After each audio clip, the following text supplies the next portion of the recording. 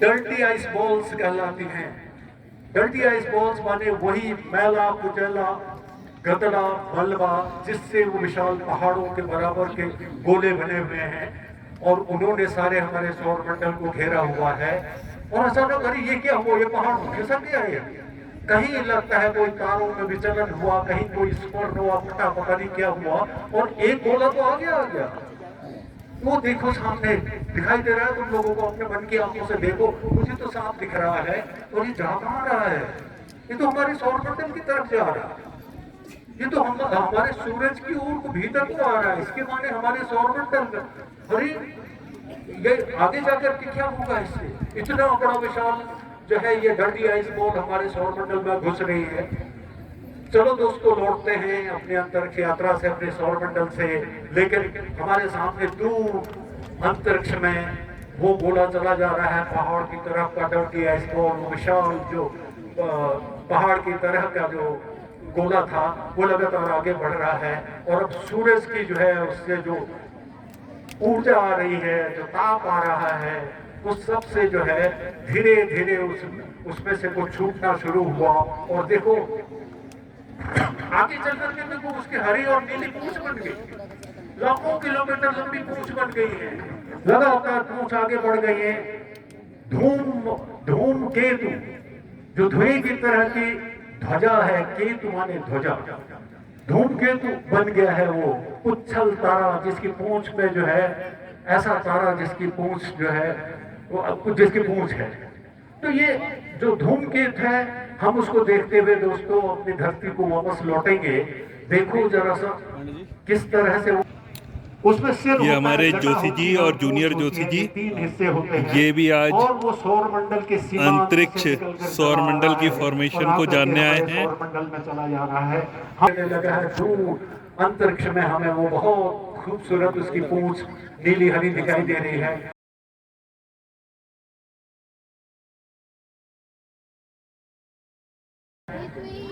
पृथ्वी, हमारी पृथ्वी, शाबाश, एक बहुत बड़े खगोल विज्ञानी हुए हैं अमेरिका में, उनका नाम था कार्ल सैगन।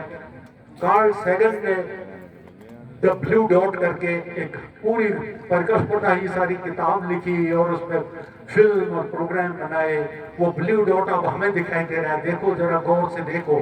जानते हो ये नीला क्यों दिखाई दे रहा है? नहीं बताओ नीला क्यों दिखाई दे रहा है? क्योंकि 2/3 हिस्सा पृथ्वी का पानी से घिरा है, जैसा कि दोस्त ने बताया। तो 2/3 हिस्सा समुद्रों से घिरा होने के कारण बिल्कुल नीला है, तो दूर से हमें नीला दिखाई देता है। तो आप सोचो जरा, कभी कोई किसी अंतरिक्ष के ब्रह्मांड के किसी सौरमंडल के किसी ग्रह से अगर कोई एलियन आवे तो एलियन क्या कहेंगे?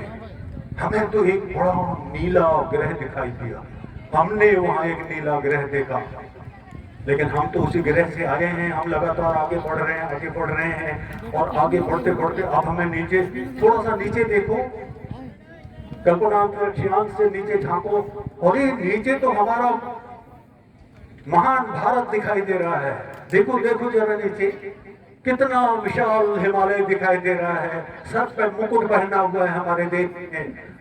हमारा देश जो है कितना सुंदर लग रहा है, ऊपर हिमालय और 3 तरफ सागर, एक और बंगाल की खाड़ी, एक और अरब का सागर, और नीचे विशाल हिंद महासागर वो दिखाई दे रहा है। हम और नीचे आ रहे हैं, और इतने हरे भरे जंगल, इतने हरे भरे जंगल, इतने घाटियों में लहलाती फसलें, मैदानों में लहलाती फसलें, इतने हरे भरे पेड़ पौधे, और तमाम चिड़ियां इनमें रह रही हैं, हजारों किस्म की, हजारों तरह की।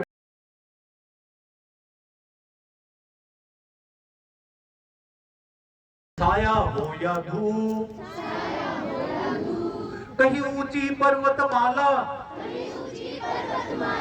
हिम से ढका हिमाला, कहीं ऊंची पर्वतमाला, हिम से ढका हिमाला, ठंडा रेगिस्तान कहीं और तपता रेगिस्तान कहीं, ठंडा रेगिस्तान कहीं और तपता रेगिस्तान कहीं, कहीं घने हरे जंगल, कहीं घने हरे जंगल, कहीं भरे गहरे दलदल, कहीं भरे गहरे दलदल, तीन तरफ सागर का जल, तीन तरफ सागर का जल, हर तरफ जीवन की हलचल, हर तरफ जीवन की हलचल, जीवन है बस एक, रूप है अनेक, जीवन तेरे रूप ने, जीवन तेरे रूप ने, जीवन तेरे रूप ने।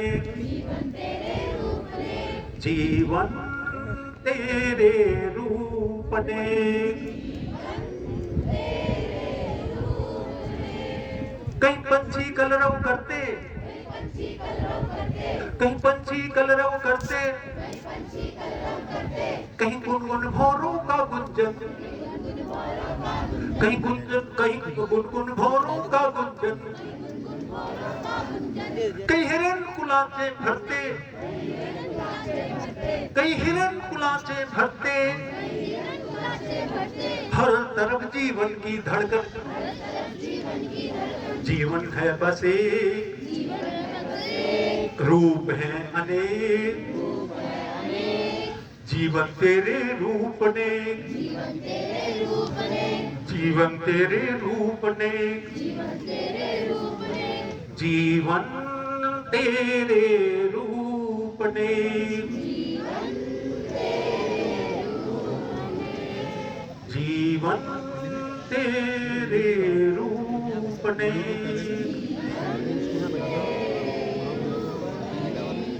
धन्यवाद और नमस्कार।